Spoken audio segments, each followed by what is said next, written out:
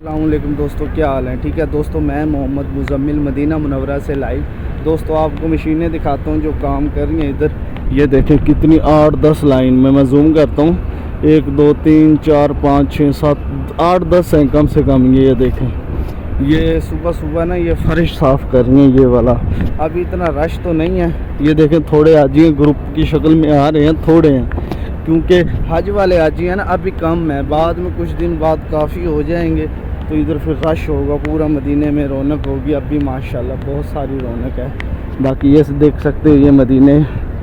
बाकी दोस्तों ये पानी होता है पीने का ठंडा, ये जमजम नहीं होता। कोई लोग समझते हैं ये जमजम है, ये जमजम नहीं होता, ये सादा पानी होता है। ये देखें जी,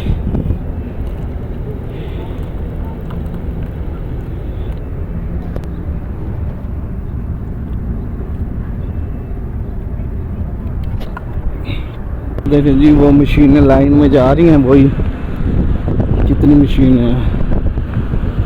ठीक है दोस्तों, अगर वीडियो अच्छी लगी है तो शेयर ज़रूर करना और कमेंट में एक बार माशाल्लाह भी लिखना। बाकी माशाल्लाह ग्रुप देखें कितने हाजियों के ग्रुप हैं यहाँ पर, वो देख ग्रुप आ रहा है।